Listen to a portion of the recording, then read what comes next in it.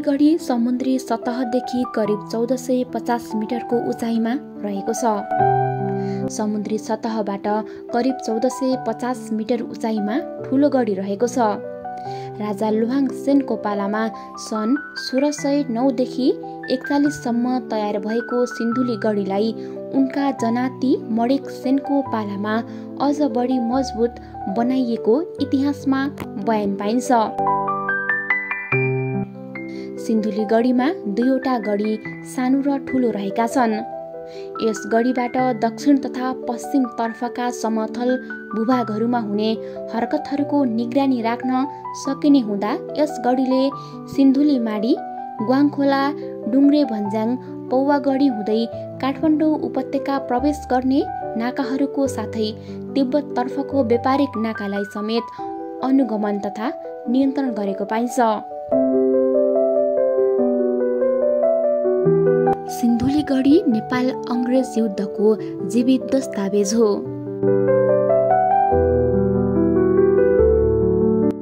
त्यस क्षेत्रमा निर्माण गरिएका अप्ठ्यारा खाल्टा, शत्रुलाई आक्रमण गर्न बनाइएका आड तथा दुर्गहरू अहिले अचम्म लाग्दा देखिन्छन्। यो क्षेत्र घुम्दा त्यसबेला नेपाली योद्धाले गर्ने युद्ध रणनीतिको अनुमान लगाउन सकिन्छ। विक्रम सम्वत 1975 सिन्धुली गढीका कर्णेल कीर्तिमान खत्रीको नेतृत्वमा बडहाकिम र सेना बस्न 14 ढोका 56 झ्याल टिनको छाना र सिमेन्ट अनि इट्टाको प्रयोग गरी 2 तले दरबार बनाइएको थियो। सिन्धुली गढी दरबारलाई पुनः निर्माण गरी थप आकर्षक बनाइएको छ। यो दरबार हेरेपछि सिन्धुली गढी घुमेर हेर्दा सुन्तलीमाई कतिमा राम्रो दरबार गीतको सम्झना आउँछ। तर संरक्षणको अभावका कारण ऐतिहासिक धरोहरहरूको रूपमा रहेको सिन्धुली गढी ओझेलमा पर्दै गएको छ।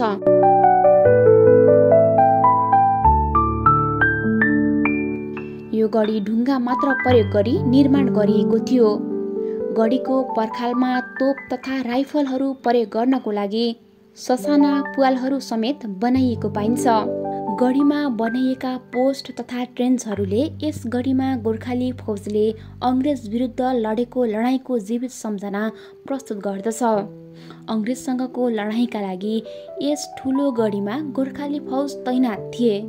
तर यस गढीबाट प्रत्यक्ष रूपमा अङ्ग्रेज विरुद्ध लडाईँ नभए तापनि गोर्खाली फौजले बन्दोबस्ती तथा गहिराईमा रहेको यस स्थानबाट अगाडि पौवागढी, आडा तथा डुङ्ग्रेवासमा रहेको फौजलाई थप मजबुत गर्न सहयोग पुर्याएका थिए।